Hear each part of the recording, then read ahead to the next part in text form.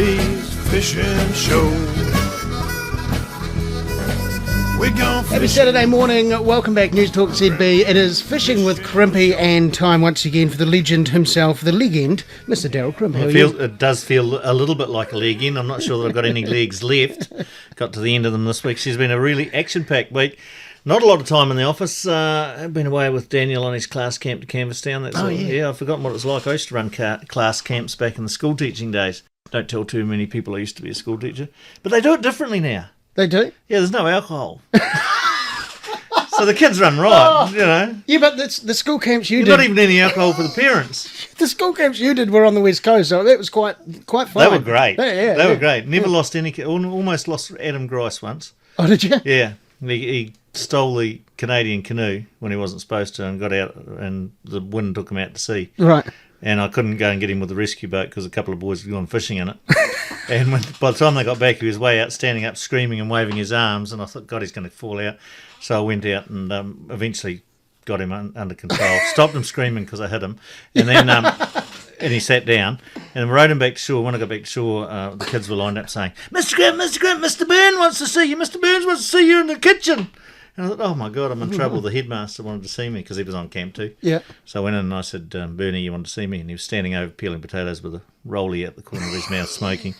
He said, yes, Mr. Crimp, I understand a bit of problem down the beach. And I said, yeah. Young Adam Grice, was it? And I said, yeah. Strange boy, that one. Steal the canoe and got washed away, did he? And I said, yep. Do you realise the seriousness of that? I said, yeah, Mr. Byrne, I do. I said, I'm sorry about that. He said, Adam could have drowned. And I said, he could have. Well, what the hell did you rescue him for? He said. Now, that can only happen on the coast. Only on the coast. Yes, but also things are happening around the bay. Yeah, snapper are back on the bite, I hear. 30-metre mark is where they are at the moment. Yep. So you need to get out there. A bit of stealth is required because they're still a little bit sensitive, but they're all schooled up from their spawning, so you expect multiple size catches. And congratulations to Paul Watts, Vic Wysocki and JP Samuelson, who've been putting a bit of time into the old saltwater fly fishing, targeting kingfish, and they're having a bit of success. But get this, from kayaks. Oh, really?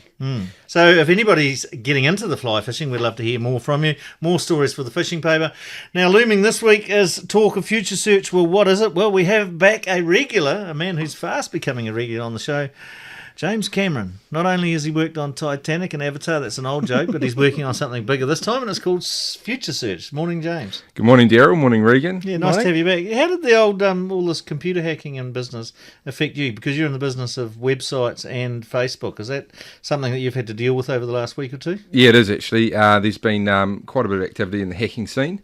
Yeah. None of which has been initiated by me, but I've been on the receiving end of some disasters. How does that happen in this modern day when we have firewalls and brick walls and patio walls and stuff like that? A lot of it's generated from overseas. There's a big contingent of hackers based in some of the less developed countries. The parents' basements? Yeah, that sort of thing. Yep, school libraries. Yep. So a lot of it comes out of there. They reckon that it's over, I think the figure's over 60% of website email traffic is actually in relation to spamming. Really? So it's quite big numbers. Why do people actually do that? It's mostly people trying to make a quick buck. Yeah. There's a lot of suckers out there. You probably received those emails in capital letters promising Nigerian trust funds. I don't know how many times I've won $100 million. You have, Well, no, inherited it from my great-great-great-uncle George that never existed. That's right. You don't actually look very African, but I'm sure you do have uncles over there. The Pygmy tribe. My grandfather Abdul left me a lot of money. Right. Abdul Pointer. Yeah. I can't believe that people actually fall for that stuff. Yeah, there's a sucker out there. There's a sucker born every minute, they say. There's one in this room. I don't say that about Crimpy. It's his show. That's all right. I'm leaving. If you feel that way, I'll just go. And you can carry on. Thank you, James. The show's yours. Goodbye. I'm out of here. All right, coming up after the break, we have the tides because you need to know what's happening when you go on the water. And also we're going to talk Future Search. You might have realised that I've been stalling for time. Well, I can't get out of it now. Future Search looms.